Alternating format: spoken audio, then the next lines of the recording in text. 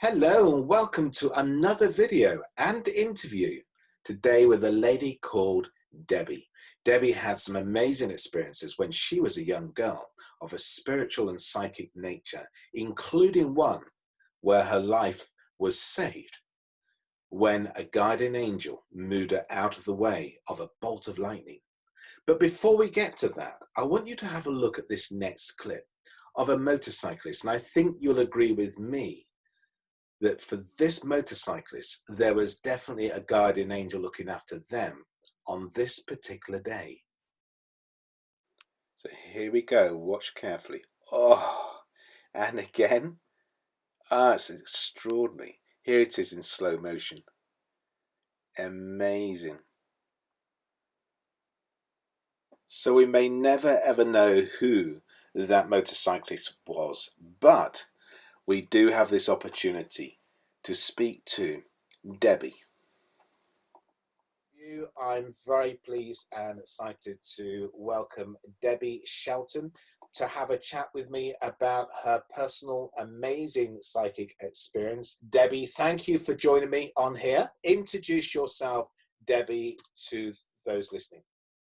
Well, hi, I'm Debbie Shelton. I'm a mum of two boys. I'm a developing spirit artist as well as a developing shaman. What got you interested in all of this? I think, apart from my mum sort of wasn't heavily involved in spiritualist work, spirit have been part of my life for as long as I remember. I've had experiences for as long as I remember. I think I was just always going to be pushed in that direction.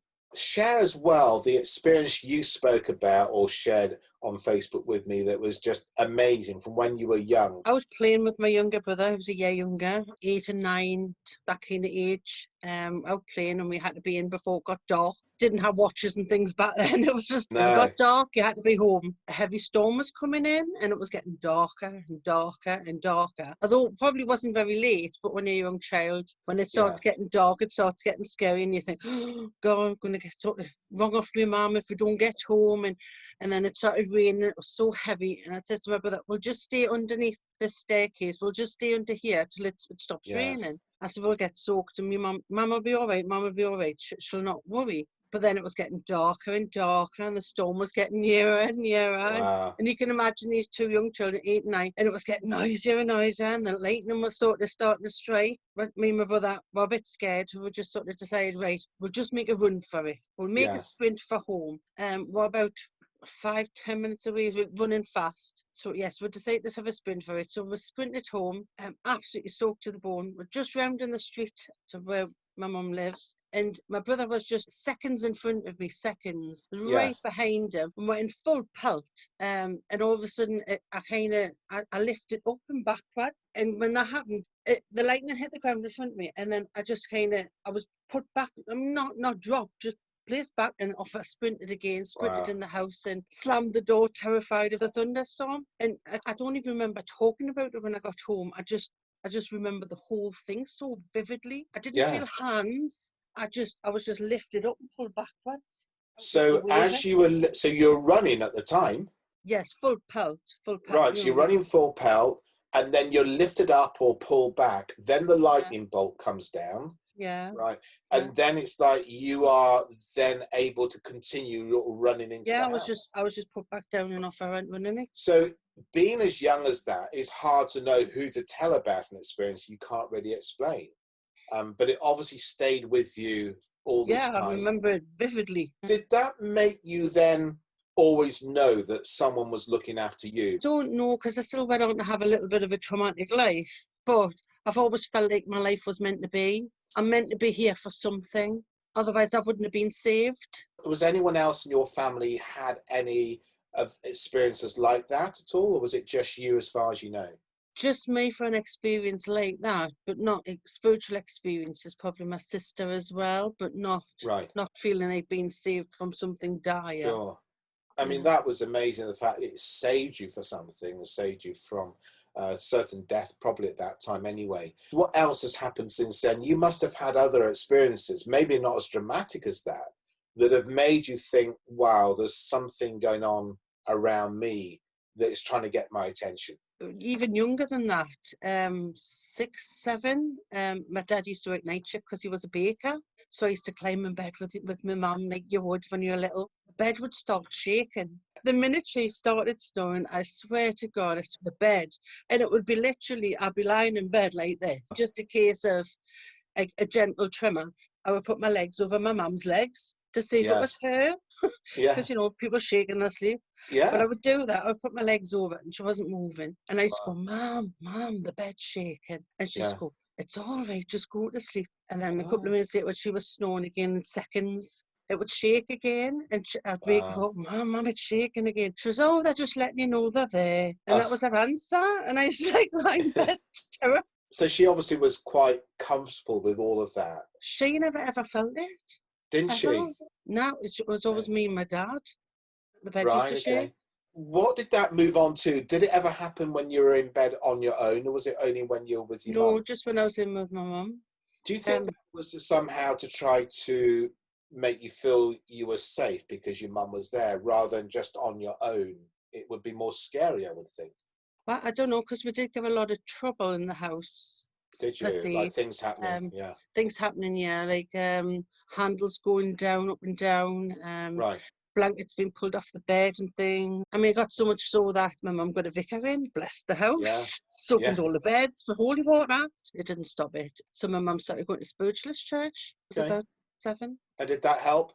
Yes, massively. Kind of calmed it right down. Maybe it was meant to be strong enough to get your mum's attention, to get her onto the spiritualist church, which would help all the energy shift. I always think there's a purpose to it with It, all it these didn't. things. It didn't stop all of the experiences. I mean, my sister woke up one night screaming that somebody was sitting on her. I woke up one night and I could smell my nana in the room. She Yeah. always smelled like pear soap and oil of Ulay. And I Yes. woke up and I could smell her and just Yeah. reassured that I knew it was her, and I just fell back asleep. I came in as a teenager and there was a man at the top of the stairs and he went in the bathroom and shut the door. Water God, there was nobody up the stairs, and just sent me and my sister to have a look, and there was nobody Wow. there. It's, So I mean, yeah. things like that, you just know you're not making it up. You know that you're not Ah, imagining it at yeah, the time. You know no. it's real.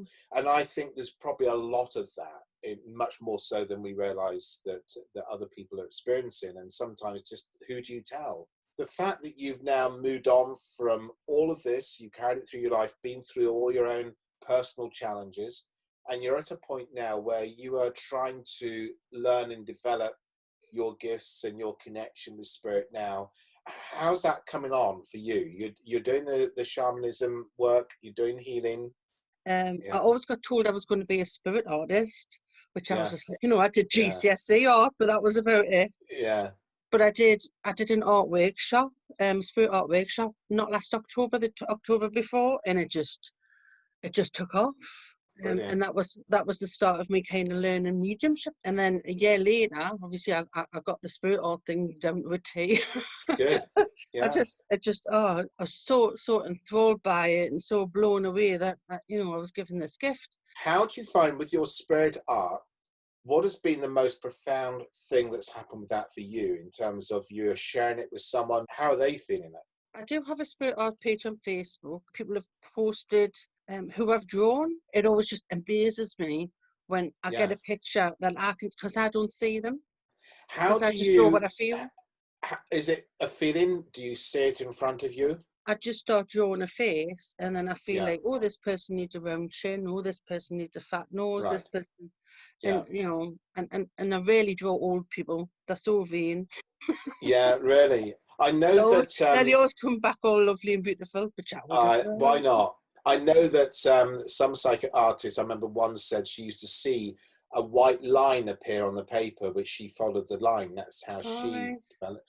And there's others to say they always start with the eyes and let the face evolve around the eyes and develop the eyes. So I think you have to develop your own way of doing it. But the biggest thing is when someone looks at it and says, wow, that is Yeah. amazing. That's when you know there's something going on. Well, look, I think it's been fascinating to chat with you about these things. And I know there's always so much more we talk about because we're learning all the time and there's so many experiences. But thank you so much.